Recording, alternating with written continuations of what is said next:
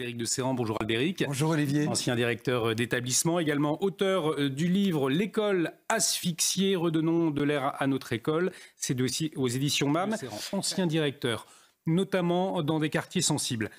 Effectivement, selon vous, est-ce que cette question du lien entre l'immigration et l'effondrement scolaire, aujourd'hui, elle peut se poser?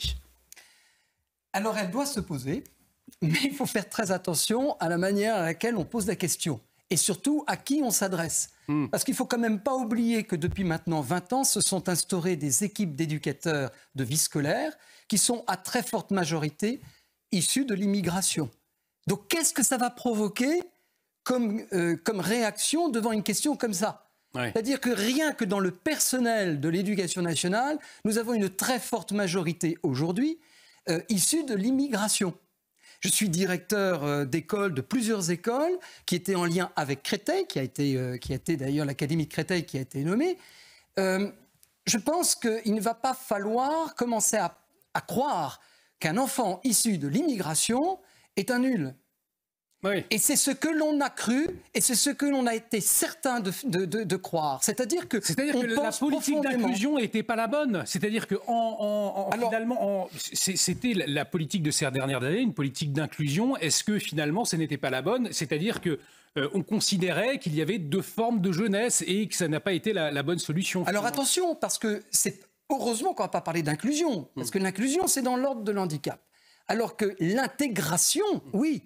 Et quand moi-même, je fais partie de l'équipe de la première école de la Fondation Espérance Banlieue, je peux vous assurer que le principe, c'était l'intégration. Et que notre cible, c'était de sortir des pépites d'or de nos quartiers. C'est-à-dire de révéler qu'on ne vient pas faire du social, contrairement à ce que l'on entendait depuis 30 ans, mais que l'on vient chercher la force nouvelle qui doit d'abord, en premier lieu, être formée. Parce que si elle n'est pas formée, elle est dans l'émotion. Et l'émotion non réfléchie. Donc l'émotion dangereuse. Parce qu'une bonne émotion, elle est issue d'une formation, d'une réflexion. La mauvaise émotion, elle est issue d'une ignorance et d'a priori, de préjugés et de rancœur.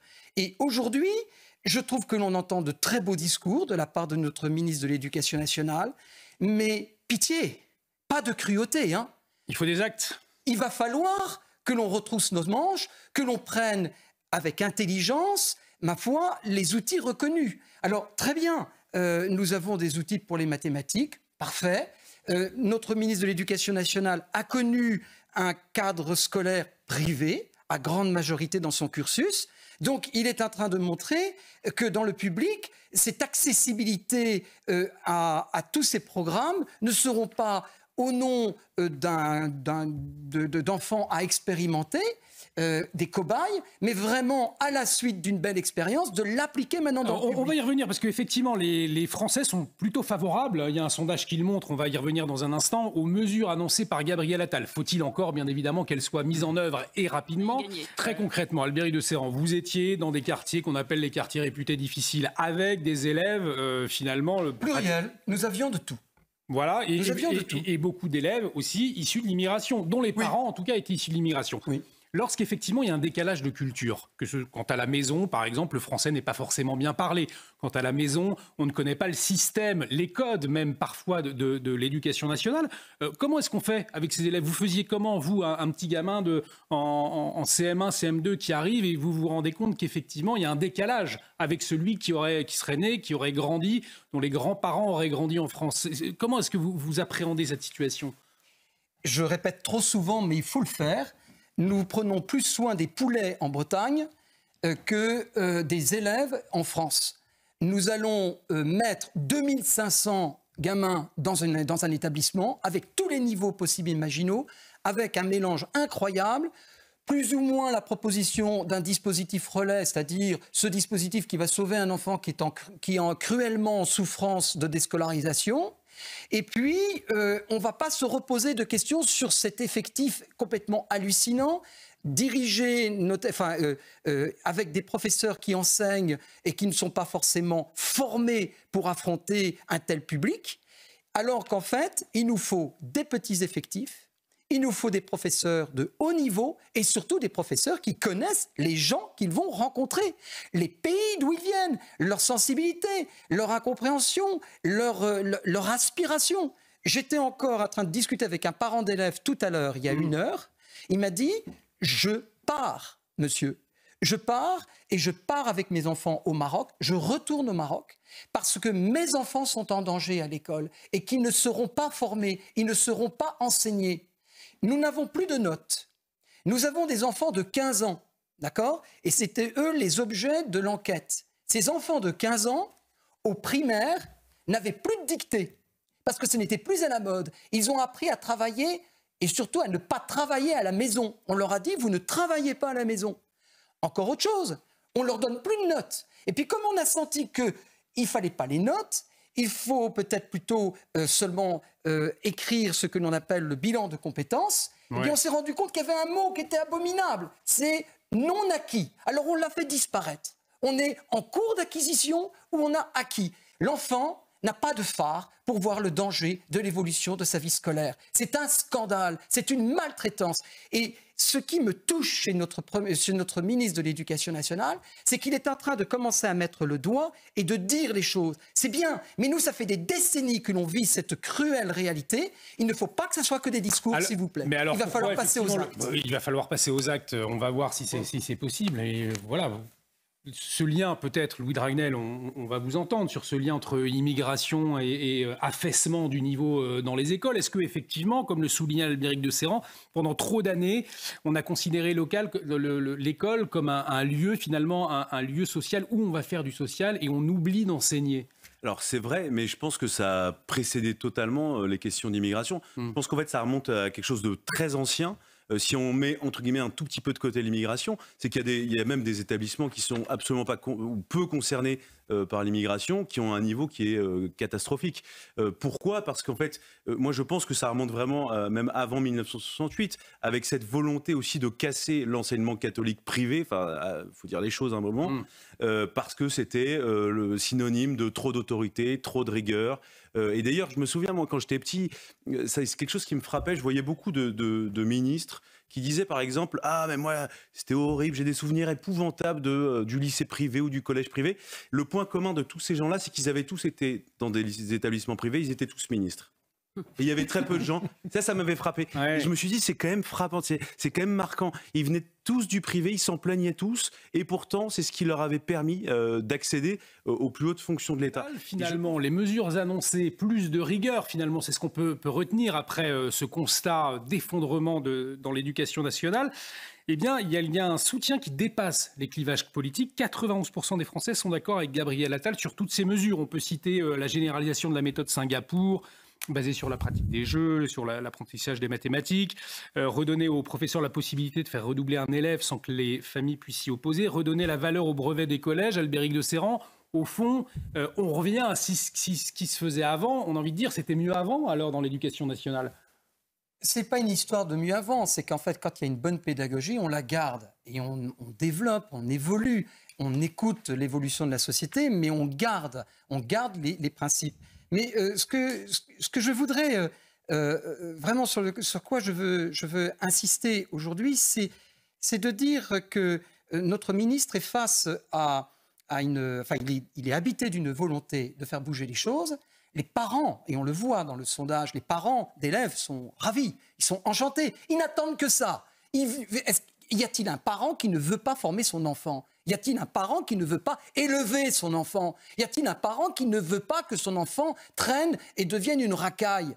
Non, il n'y en a pas. Alors donc, qu'est-ce qui se passe ? C'est que ce ministre est en train de rejoindre exactement l'attente et le besoin des enfants, mais surtout l'attente et le besoin des parents. Et nous avons en face des professeurs qui sont d'accord, mais ce n'est pas la salle des professeurs qui gouverne dans le public, ni le directeur, parce que de toute façon, le patron des profs, c'est le rectorat et l'inspecteur de l'éducation nationale. Donc, qui gouverne réellement? Les syndicats. Et donc, on n'en parle pas actuellement chez les médias. Donc, mais ça va être l'opposition totale. Il va y avoir une mobilisation et ils vont se nourrir en disant « Nous avons insulté les immigrés parce que les immigrés actuellement, en tout cas ceux qui sont issus de l'immigration, recouvrent 80% à 90% du monde de la vie scolaire et à peu près 30 à même 40% pour ce qui est de l'enseignement dans le public, notamment dans les grandes villes, dans les banlieues de grandes villes. Donc vous voyez, moi, je vois arriver à grands pas l'opposition. À chaque fois qu'il y a eu une proposition de réforme pertinente, de bon sens, nous avons été stoppés, arrêtés par de l'idéologie et qui a cédé la lâcheté politique. Nathan Dever, est-ce que effectivement c'est la prochaine étape, cette opposition face à des mesures fermes, saluées de Gabriel Attal, pour revenir finalement à l'école qu'on a pu connaître il y a quelques années. Il faut s'attendre à une opposition massive, une politisation, une idéologisation finalement de cette question? La question est déjà idéologique dès le départ, de toutes les manières. J'observe, tout le monde est d'accord là-dessus, je pense que Gabriel Attal est excellent depuis qu'il est ministre, notamment du point de vue de la communication. Et que ce soutien massif aux mesures proposées par Gabriel Attal, qu'est-ce qu'il signifie? En fait, il signifie, et Gabriel Attal a pensé très très intelligemment son plan, il y a le rapport PISA, dont il savait que ça allait annoncer des mauvais résultats, je reviens dans un instant sur les causes, et puis juste après, il annonce les réponses. Donc si vous voulez, quelles que soient les réponses qu'il annonce, de toutes les manières, vous demandez aux Français, quand vous faites des sondages, est-ce que vous êtes pour ou contre? Les gens vont dire, il y a des mauvais résultats, on vous propose un changement, on est d'accord, quel que soit le changement, avant même de regarder dans le détail. Deuxièmement, moi j'observe que dans les mesures proposées par Gabriel Attal, il y a un grand impensé, qui est la question en fait de la rémunération des professeurs. Parce que vous en avez parlé tout à l'heure, mais un des grands problèmes de l'éducation nationale, c'est ce qu'on appelle de manière un peu technocratique la pénurie de professeurs, c'est-à-dire que c'est un métier qui a perdu en attractivité, il y a des matières qui risquent de disparaître pour ça, les langues mortes et le latin, vous avez de moins en moins de professeurs dans beaucoup d'établissements qui sont consacrés aux langues mortes. Pourquoi? C'est pas si vous voulez, c'est pas tombé du ciel que les gens veulent plus devenir professeurs, c'est parce que c'est un métier de plus en plus difficile, avec des conditions de travail dégradées, avec un salaire qui est catastrophique, qui ne permet pas, par exemple, si vous êtes professeur dans une grande métropole, vous ne pouvez pas habiter. Alors effectivement, donc, quand vous ne parlez pas de ce sujet, vous ne parlez de rien. Est-ce qu'on a la flotte d'enseignants, si je puis dire, capables de faire adopter ces mesures voulues par le ministre de l'Éducation nationale pour renforcer aujourd'hui le niveau des élèves? Puisque la question aussi du niveau des professeurs doit se poser. Nous attendons de la part des professeurs d'avoir une vraie formation complémentaire. Et beaucoup de professeurs reçoivent déjà le CAPES, mais continuent à se former. Et il y a véritablement une volonté. Alors c'est une souffrance dans les établissements publics, parce que comme ils ne sont pas nombreux, lorsqu'ils partent en formation, on ne les voit plus. Lorsqu'ils sont parents, ce qui est totalement louable et merveilleux, ils doivent s'absenter à certains moments. Lorsqu'ils sont malades, ils ne sont pas là. Et à chaque fois, nous avons des élèves qui n'ont pas de classe pendant ce temps-là. Mais pourquoi nous n'avons pas assez de professeurs? Parce qu'ils ne sont pas assez payés. Parce que ce qui, normalement, doit être la mobilisation totale de ceux qui dirigent notre pays, c'est de s'occuper de l'école.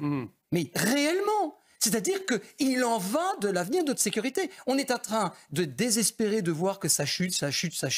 Mais si déjà nous nous réveillons à court terme et à moyen terme et que nous répondons aux besoins de renforcer la qualité de l'école, à ce moment-là, les choses vont se remettre en place. Et pourquoi? Parce que moi, j'ai des élèves qui arrivaient complètement déscolarisés, indisciplinés, au bout d'une semaine devant des gens compétents et des gens aimant leurs élèves. Les élèves, ils changent parce qu'ils ont une capacité. On va y revenir, on va marquer une pause, mais on va en parler. Il y a des professeurs qui sont en grande souffrance et qui sont pourtant d'excellents professeurs. On va en parler justement, puisque à Reims, c'est une information, 38% d'élèves de confession musulmane ne condamnent pas totalement le meurtre de Dominique Bernard dans l'attentat d'Arras. 38%. C'est énorme. Qu'est-ce que cela... 31%, pardonnez-moi, c'est 31% et 7% qui n'ont pas d'avis finalement. C'est ça plus précisément ce que dit le sondage IFOP, exactement. Il y en a eu des alertes concernant la jeunesse, une jeunesse fracturée. Là, les chiffres parlent, le prouvent une nouvelle fois. Quel est votre constat? Comment vous décryptez ces chiffres? 62%. Là, c'est la réaction de la communauté musulmane concernant l'assassinat de Dominique Bernard. On a 62%.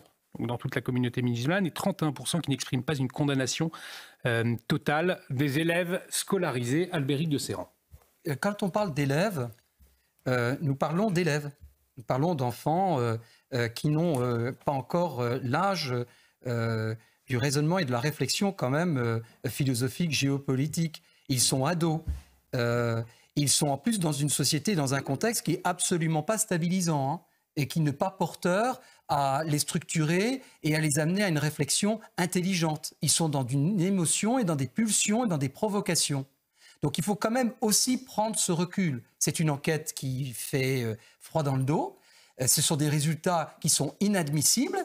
Mais justement, il faut les déclarer comme inadmissibles et dire à ces ados, tu vas maintenant un peu réfléchir. Parce que avant, mais on ne peut pas leur dire avant, on peut pas leur dire non, avant. Non, en fait, un enquêteur, il est d'abord un ado. Bon, ça c'est la première chose. Maintenant, c'est quand même vraiment ce que pense un grand nombre de jeunes dans nos bahuts de banlieue. Mais ils sont portés dans ce contexte. Pourquoi ? Parce qu'on a oublié qu'il y a 3 ou 4 semaines de ça, nous avions, je crois, l'Éducation nationale qui avait fait une enquête et on posait la question, qui accepterait de travailler dans un établissement qui aurait le nom de Samuel Paty. Un professeur sur 3 n'était pas d'accord. Un professeur sur 3. Je crois qu'à l'école, on suit ou on est inspiré par son maître, si je ne m'abuse. Donc si les choses ne sont pas si claires dans le langage de certains, il faut savoir pourquoi. Et il faut savoir pourquoi, parce que les professeurs qui ont répondu d'une manière étonnante sont des professeurs issus de l'immigration. Mais alors là, on parle d'élèves. Et donc, ils ne sont pas à l'aise. Ils ne sont pas à l'aise. Véronique, un sondage IFOP publié aujourd'hui sur la perception de la laïcité en France par les Français musulmans. Et ce chiffre, 31% des musulmans scolarisés n'expriment pas de condamnation totale à l'égard de l'auteur du meurtre de Dominique Bernard dans l'attentat d'Arras. Un gyrophare rouge, nous disait Gabriel Cluzel. Nous avons longtemps tourné autour du pot, nous disait Louis Dragnel. Nous sommes à un moment de vérité.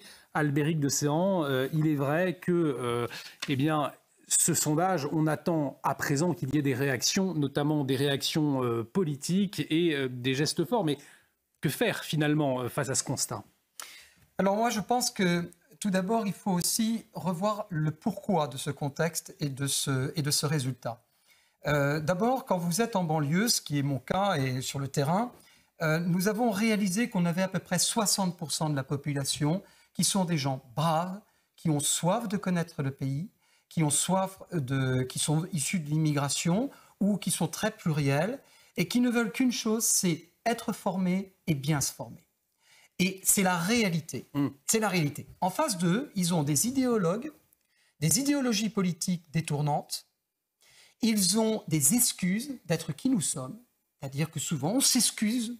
On est persuadé qu'ils sont mieux que nous, alors que ce n'est pas la question de se poser cela. En face, nous avons aussi 30%, et c'est ces 30% qui se sont exprimés. Nous avons 30% de racailles, de gens dangereux, et des gens qui sont capables de détruire les 60%.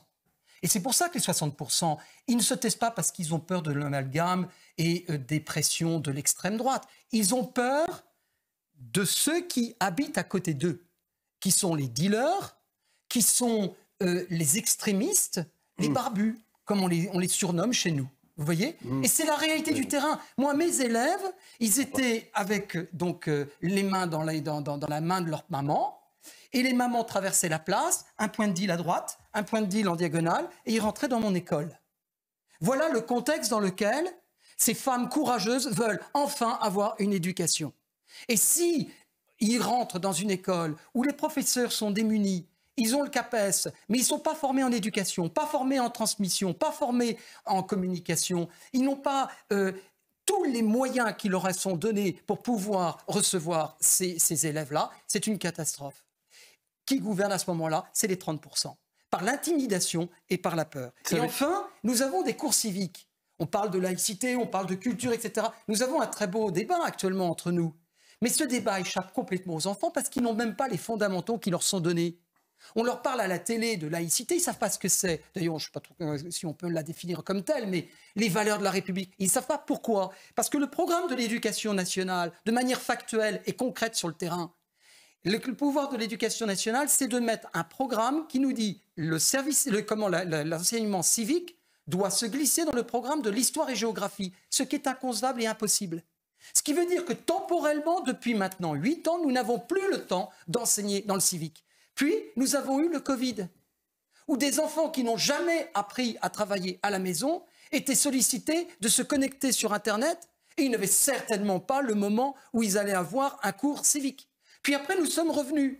Et ceux qui n'avaient jamais eu de cours civique et qui se sont déscolarisés, qui deviennent de la racaille, n'ont aucune notion de ce que c'est le discours que nous donnons, les valeurs que nous voulons leur transmettre. Ils ne connaissent pas. Mais voilà, Albéric de Serran, une violence inouïe dans la cour d'une école, dans la classe d'un établissement scolaire, un jeune de 16 ans, et finalement on en parlait d'ailleurs ces derniers jours, de la violence montante de cette jeunesse. Comment est-ce que vous l'expliquez aujourd'hui? Comment est-ce qu'une enseignante en plein cours, pour un motif futile, on l'entendait, eh bien se fait tabasser? C'est incompréhensible. C'est un métier très dangereux que d'être éducateur, aujourd'hui, oui, et professeur, mais vraiment très dangereux. Et particulièrement dans des situations où on est, notamment dans les établissements prioritaires et des choses comme ça. Mais là, on est dans un établissement classique. Les dangers ont trois sources. La première, c'est qu'il n'y a pas d'éducation chez l'enfant.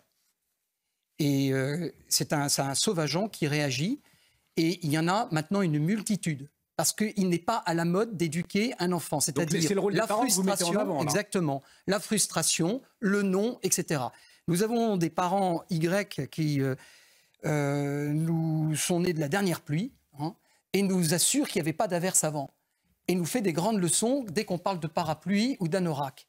C'est-à-dire que moi, je suis un directeur et plusieurs fois, j'ai eu des parents qui m'ont sommé de m'excuser parce que j'avais eu une attitude de soutien envers un professeur qui a eu une attitude soi-disant délicate envers leur enfant. Le seul témoignage source, c'est l'enfant. C'est-à-dire qu'on n'écoute même plus le professeur, on n'écoute pas le directeur, on n'écoute plus les professeurs, la direction et l'école. Vous voyez? Donc nous sommes face à une terrible logique. Ça fait pratiquement 20 ans que nous sommes régulièrement agressés par les parents d'élèves, régulièrement agressés par des enfants, et que tout cela est excusé, est tout à fait étouffé, et pas sous le soutien de nos rectorats.